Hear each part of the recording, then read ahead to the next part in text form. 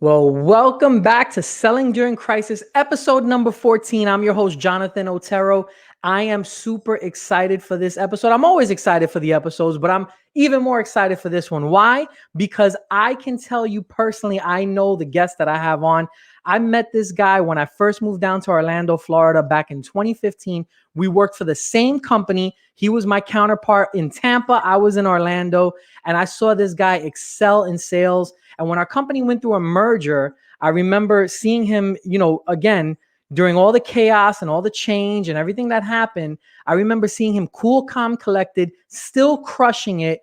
And that was something that I admired. And then after that, when he left to become his own business owner, start his own company and excel with his own clients, he saw that there was a need in the marketplace for his customers, and he wanted to fill that gap and fill that need. So he decided to start his own company a couple years ago. And even during the midst of everything that we're going, the whole premise of this podcast, Selling During Crisis, is how do you continue to maintain and establish your sales goals and your sales quota and everything that you're doing during these wild times. So here's a guy who managed change during dynamic settings, changing from New York.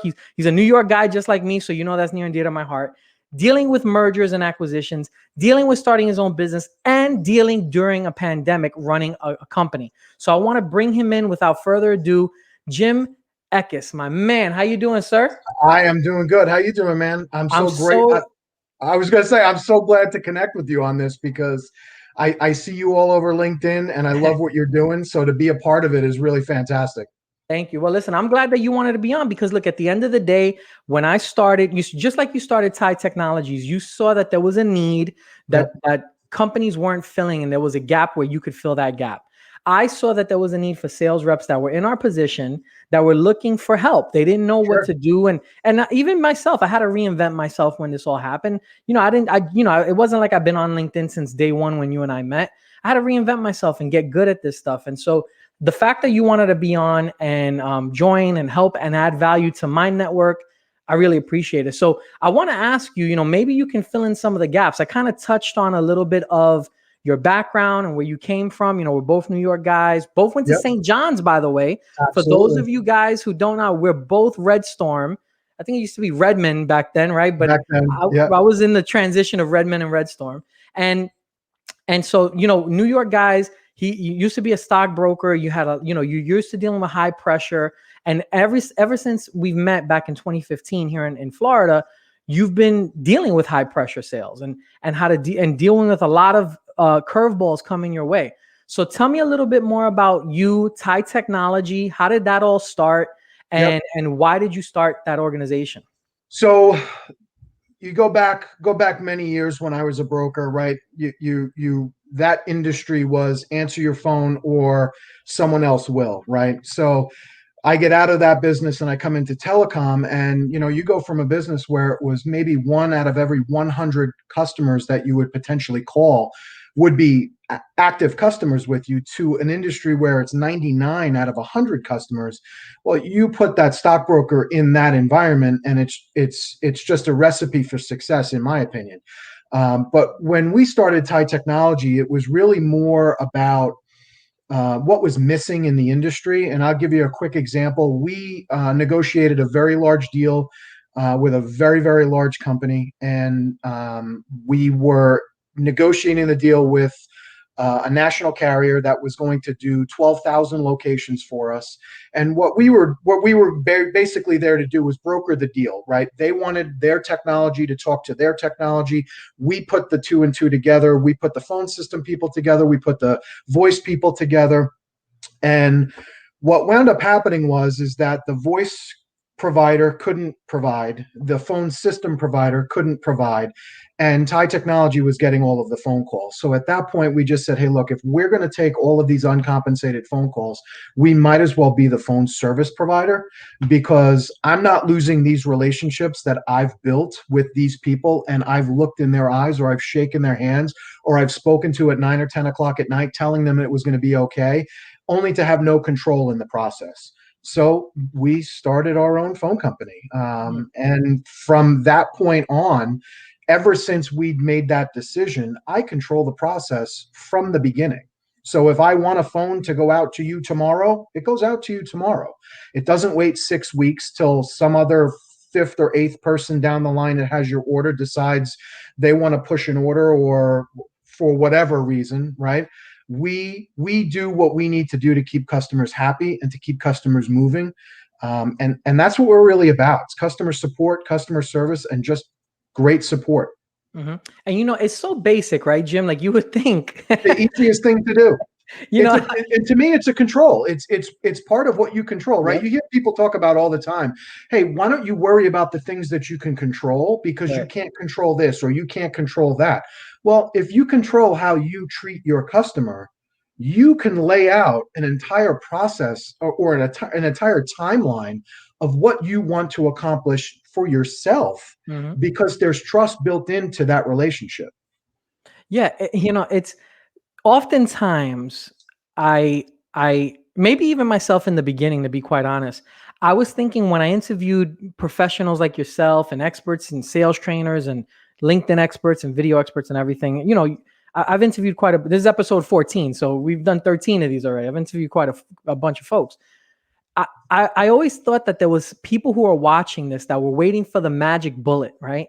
And there is no magic bullet. It's so simple. And when you click that in your brain and you say, you know what, you saw, like I said, you saw there was a need in the market, that your customers, these people who you shook their hands, you given them the word, they believed in you. It didn't matter what the name was on your back. It Right. didn't matter whatever the company was that was signing your paycheck, that they believed in you and Jim. You gave them your word, and you felt uncomfortable at a certain point saying, look, I can't sit here in front of you, across the table from you in this conference room, telling you this is going to work. And I wasn't 100% sure, because your word is everything. Well, and Integrity is everything. that's the thing. And when I worked for, and some of where I used to work, so I'm not going to name company names, but when I worked at another organization, my own attorney said to me, Jim, I can't in good conscience recommend this service to my partners, regardless of my relationship with you, Mm, because you can't control it when it goes bad. And it went bad. So, at the end of the day, you get to that point where you just say, is the relationship worth it to lose just to hit your quota, or just for a $500 deal or $1,000 deal? Because I can tell you, in all the years I've been doing E-rate sales for schools, and I've been working with schools, I probably sold, I don't even know, maybe 300-400 schools, right? And we've put fiber. If you got E-rate in the state of Florida and you're a charter school, it's very likely that I had a hand in it. And the thing of it is that if you can't make sure that it's going to be okay for them, because the process that you're throwing these customers into is one that doesn't lend to success, it makes it very difficult to cultivate that relationship and to tell them everything is going to be okay, because that it's not. that's right.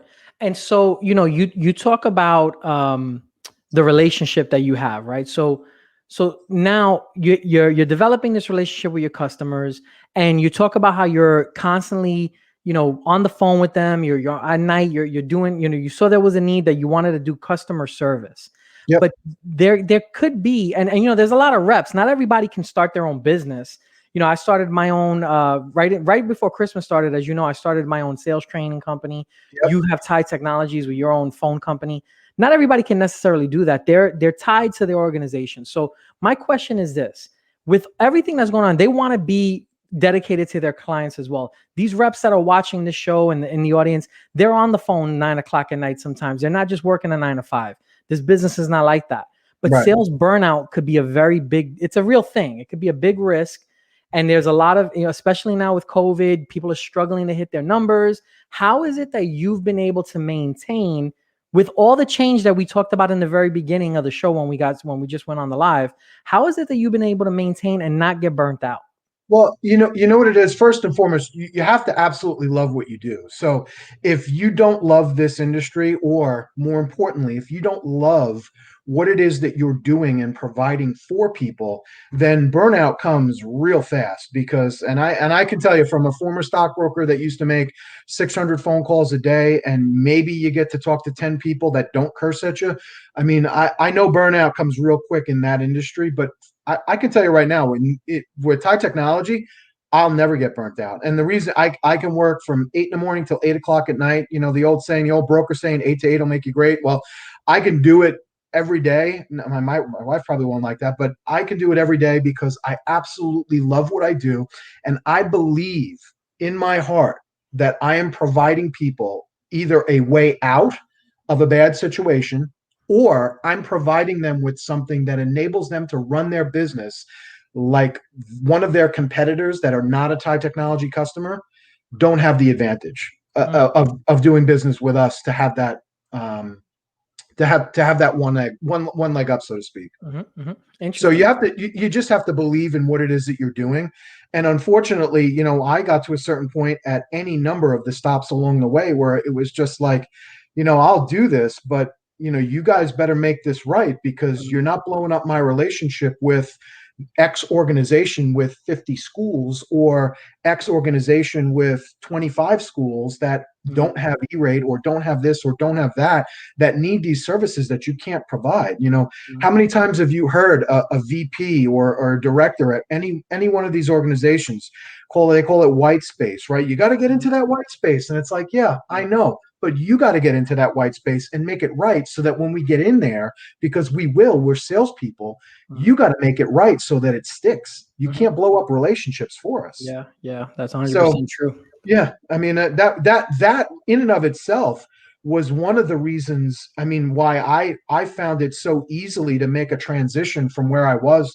Like the day that I left, I went to work the next day. I didn't Mhm. like I Take a didn't week have. off.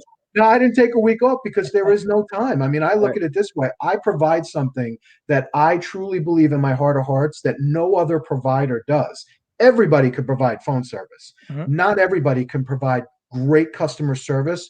And more importantly, not everybody provides that partnership that deep down everybody's looking for, because yep. they need to run their business. Even now, more than ever, because of COVID, the money that's spent now has to have an acceptable ROI. And if it doesn't, then you're potentially going out of business. Yeah, So, yeah, yeah. Listen, I did a podcast back in the summer last year called Leading During Crisis. This is the spin-off of that. And in Leading During Crisis, I interviewed IT practitioners, our buyers, yep, our customers. And they said just what you said. If it's not impacting the business today, yep, in terms of the ROI comment that you just made, if it's not impacting our business today, we're not even having a conversation about it. So you better yep. be saving me a ton of money. And I know that we don't like to sell on price, right? I don't want to make Well, this but about it's that. not even always about price, because I Mhm, mean, look at it this way. Let's just say you're a business that does $1 million a year. I think we just did a video on this.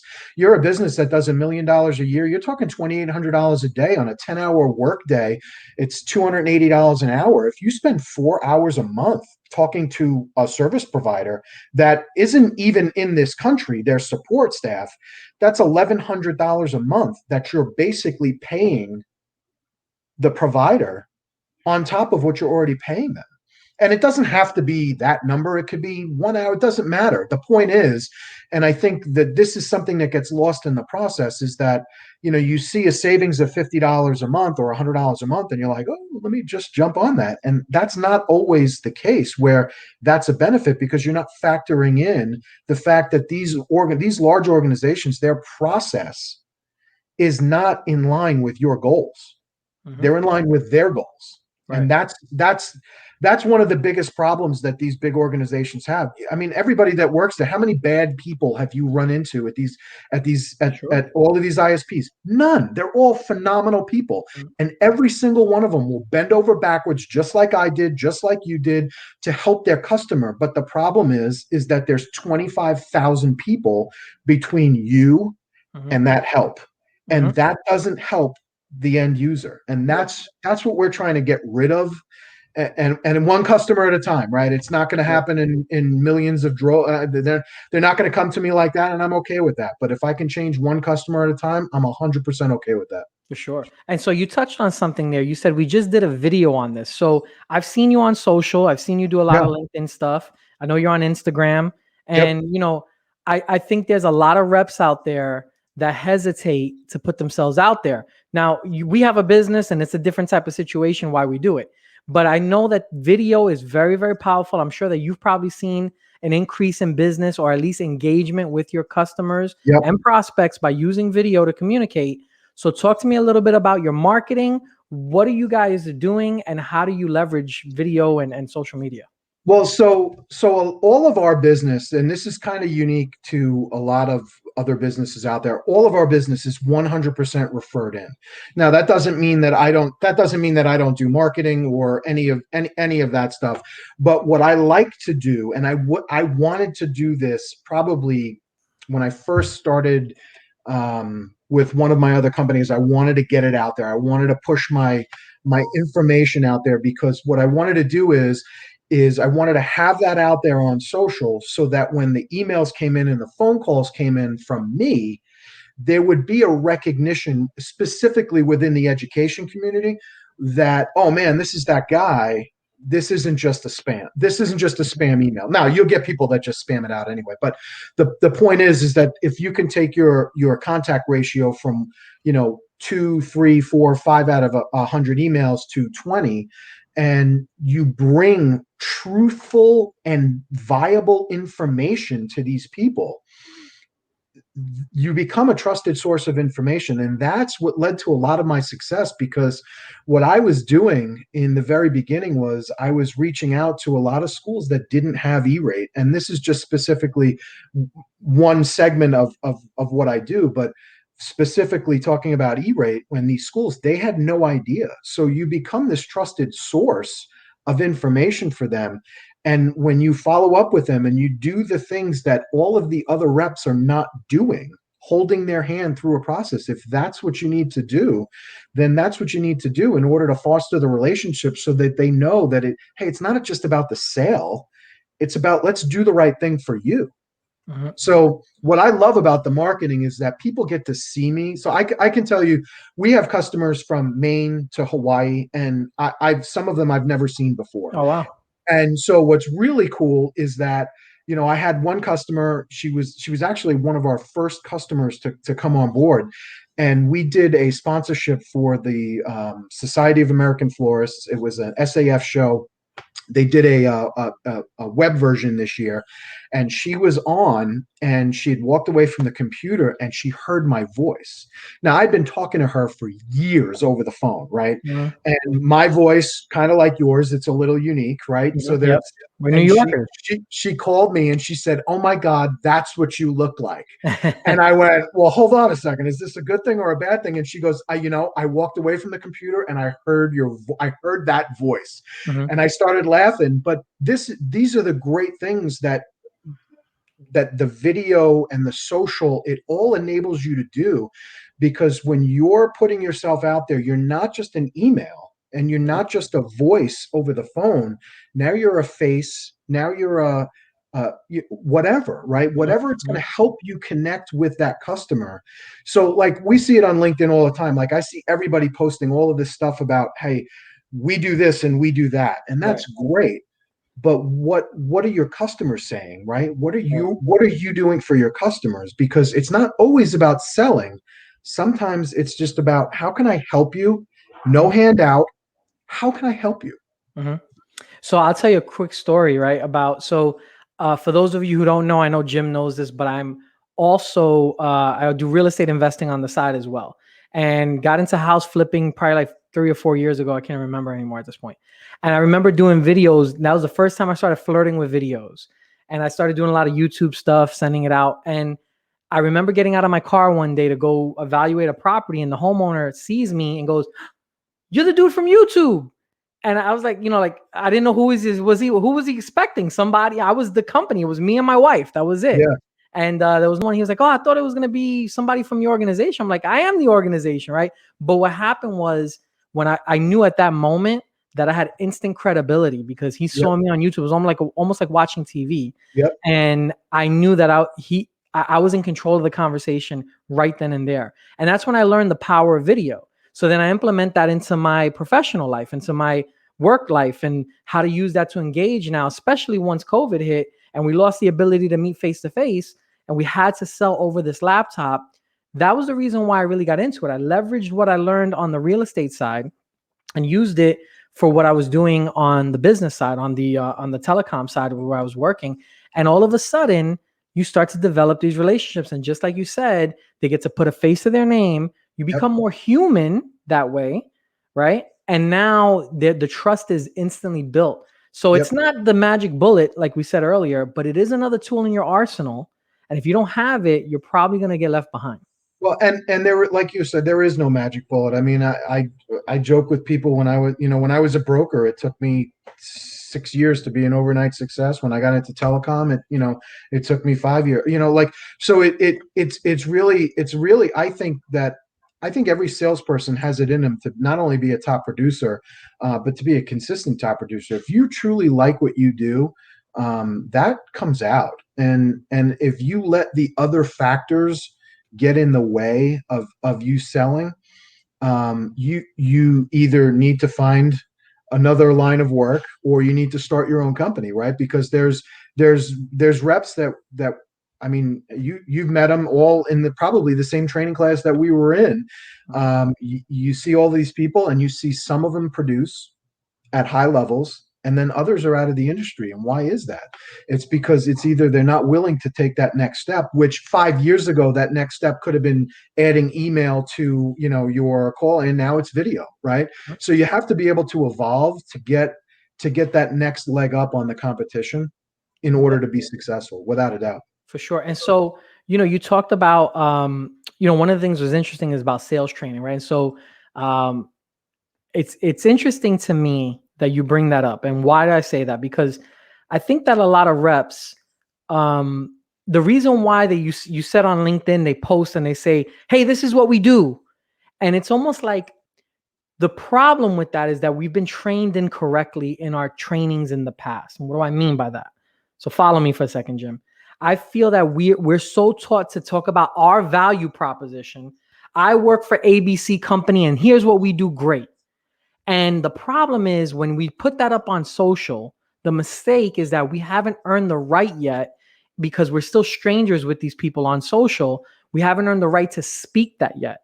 We haven't added enough value to them yet to be able to talk about, here's what my company does really great. It's like, who cares? Without a Who are doubt. you? Who are Without you? a doubt. You know what I mean? And I can tell you, and I don't mean to cut you off in any way. I can tell you one of the greatest things that we have, and one of the greatest things that it makes my job a little bit easier. It doesn't make it entirely easy. The fact that a lot of since we are 100% referred in, I can refer them out to 7 or 8 people that they already know. And when you have that conversation with somebody, listen, you still fight the same fight, right? I don't want to pay that much, and you better do this, and it's all the same. It doesn't matter. The only difference is that instead of going in completely cold to these people, you're going in and it's not an aggressive sales that I have to puff my chest and be the one that controls the conversation and wins this and win. It's not about that. How can I help you with your business? And if I can't help you with your business, you know what I'm going to do? I'm going to tell you that I can't help you, and you're better off finding someone else to do business with. Because that type of honesty, everybody thinks that, like, look, you probably the same way as me. I've never met a sale I didn't like, but at the same point in time, right, there comes a time where you're not the right peg for that hole. You're just not. And if you try to fit that in, you blow up the customer, you blow up the relationship. And that's why I love having the fact that I can point to 3 people immediately that are in any specific industry that they will absolutely know. In the medical industry, whether it's the florists, because we have hundreds of flower shops that are our customers, we can point to somebody that they know, and it lends us instant credibility. But if you're not out there on social, if you're not out there telling your story, where are they going to go for that other opinion, right? Because the first thing they see is Thai technology. What's the first thing you do, right? You go to the website, then you go look on Instagram, then you go look on LinkedIn. If you're not there, that's great that there's a referral coming in. But if you're not there, you're missing out because we are. You know what I mean? Right, right, right. Somebody else is. So that's, I think, the key now is making sure that you put yourself out there, talking about what you can do, not what you can sell them. That's key right there. So normally what I do, Jim, is I usually at the end of this, if you've probably seen this, if you follow me, I take a little clip at the end of this and then I promote the whole full episode afterwards. I Yeah. think that little segment right there that you said at the 24-minute mark, there's my clip, because that's the key, right? It's not what you sell, it's what you can do for them. And Yep. the whole process, the whole sales process now has to change to what's in it for them, constantly adding value for them. Why? Because these buyers now, it's not like it was back when you and I were doing this, when 2015 and whatever. These buyers are now the hunters. We're no longer the hunters. They're hunting us. And by the time they get to us, when they get to us on social or they're checking out for us, they've already made up their mind or have an idea which direction they're going to go. You're Right. just going to validate that now with proof of concept with your existing, testimonials, but also the presence that you have. And that is the Yep. reason why I think a lot of sales folks miss the benefit of being on social, LinkedIn, and everything else. They don't. They do a post. They maybe get 5 people to like their video or their picture or whatever it is, and then they're like, I didn't get anything out of it. And it's like anything else. You got to. It's a muscle you have to learn. It's an art. Well, and I can tell you this, listening right now, and I'm sure she is a very good friend of mine who I contacted. I reached out a couple of months ago, actually, because she has a ton of contacts within the medical field. And I am a big believer in never doing business with friends, right? And what I mean by that is I'm not going to go out to you and say, hey, I'm Jim with Thai Technology. I own a phone company. I can help you, right? I'm never going to do that to my friends because it potentially it can always end badly, and then you ruin the friendship over it. But I reached out to her during COVID and I just said, hey, look, I know that you have a ton of medical contacts and you have to have people reaching out to you and saying, hey, what do I do? This company's not getting back to me. This company says they'll be able to do it in 2 weeks. This company can't do anything. So I offered my help to her. And what I got back was not what I expected, right? I expected her to say, hey, can you help? And I wasn't asking for anything in return. She came back and she said, Jim, I have to tell you, you're social as shit. Mm. And I laughed and I went, you're 100% right because we're nowhere. So Mhm. all of what you just said is 100% true. You need to be there no matter what, because even if I could have helped my friend and all of the businesses that she knows, if they look on social and they can't find us, or they look on the site and it looks terrible and they can't find what they want to look, what's the point, right? Right. You're never going to get anywhere. And then now I've just made her look bad. Right. 100%. And you know what? Even the websites nowadays, people, they go to these sites and it's just kind of like it's necessary to have it, but it's people don't want to navigate through your site, They click on don't. this, click on that. They just want to go to a resource. We have a short a chance to make a first impression. I think it's something like what they said, like a goldfish has 9-second attention span, and Yep. people now have that same attention span. So you Yep. got to be quick and right to the point and get to it. And they're not going to want to, the website is one thing, but the social media part of it really has to be on point. And I'm glad that you learned that. I'm glad that you said that. It was something that I learned. And I think a lot of reps, if you guys are watching this, whether you're on the live right now, I see there's a couple people that jumped on, or if you're watching this as a previous live, that's the one thing I want you to take away from this episode. It's not a question of you just jumping on social and making a post about, here's my latest white paper from our organization, or we just rolled out this new product. Call me if you need.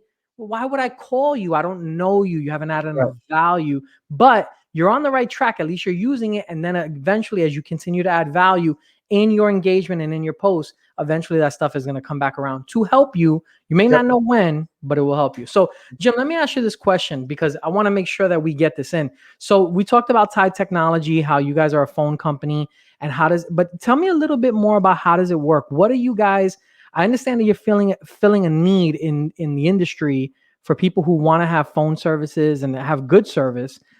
But specifically, what do you guys have to offer in terms of phone services for businesses? Well, so like it's not just about phone service, right? Because I think I said before, anybody can provide phone service. It's the good service, it's the quality customer service that people are really wanting. But it's not about that. So you take any of these companies that provide voice, and we compete with them 100%. But in a lot of cases, we don't compete with them at all because they can't compete with us because we do integrations.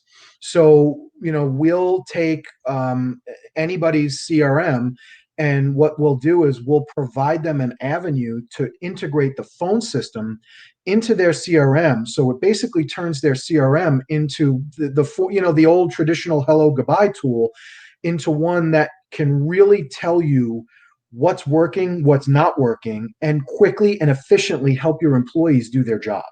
And if you're not doing that now, in the middle of what we're going through, right, you really need to be looking at doing that, because if we can shave off some of your costs by integrating in with your software that you have now, I think that businesses need to do that more often, and they need to do that now to just to fight off the fight, right? I mean, we're in a situation that I don't think any business has ever been in.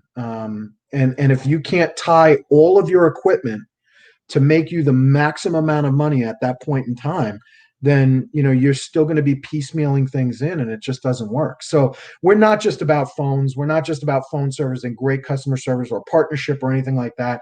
It's really a matter of making sure that we can provide every avenue that the customer can want, right? Because how many times have you gone to a customer, and the customer says, oh, I'd love to be able to do this, and you're like, well, we can't do that. Yeah. And it's not a can't, because all of those companies that run off of a BroadSoft platform can do exactly what we do. They choose not to. I choose to do, because what happens is that you have a sticky customer, and then if you treat them well, what happens? They already know what the alternative is. The alternative is you have to go back into the jungle or into the cage with the lion, rather than in the prairie with the flowers and Thai technology. So I love that. I love that. And the way you brand Thai technology, that's what you got to tie it all together. So yeah. I love the way you brought that back to it. So if you guys are just joining us, or if you guys are watching this on the as a previous recorded live, I'm talking to Jim Eckes, co-founder of Thai Technology.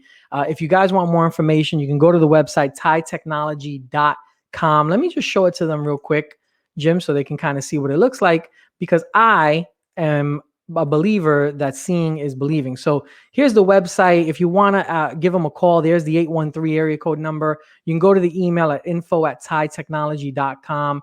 I mean, great website here. You could take a look at what they do. Low cost, flexible internet phone service. You would think I could read. And we even integrate with Zoom, and I made it easy for you. All you have to do is click the button. Boom. And you can view the video, take a look at their pricing, take a look at their resources. Really, really cool website, and just a really cool opportunity for you guys to get some good information there. So go to thaitechnology.com. If you want, you can connect with Jim on LinkedIn. You can connect with me. I could put you in touch with him if you have any questions specifically. Jim, I really want to thank you for doing this. I really appreciate it. Yeah, no problem, man. I'm like, when you brought it up, I was like, absolutely. So I appreciate you even wanting me to do this. I think that anyone who understands what this podcast is all about, it's about sales, and it's about helping salespeople get better at the art of sales. And in order for that to happen, you have to have people who are in the trenches, who are doing sales on a daily basis, to talk about what they're doing, best practices to help the others out that are struggling. Because, listen, I've been there. I remember what it was like. And, I know what it's like to be at the very top, and I know what it's like to be at the bottom and the middle. And so, if we could help even one person out, then I think we did a good job. And because you did this, who knows who it's going to help, but I appreciate you adding value to my network and my audience. So thank you very much. Yeah, you're very welcome, man. Absolutely. Awesome stuff. Well, that was episode 14 of Selling During Crisis. I'm going to put the link at the bottom for the full interview. If you guys enjoyed that, definitely, like I said, reach out to Jim at thaitechnology.com. Connect with him on LinkedIn. We're super excited. And hopefully you learned something about this selling world, selling during crisis, during this time. Take what you've learned and go out and sell something. Take care.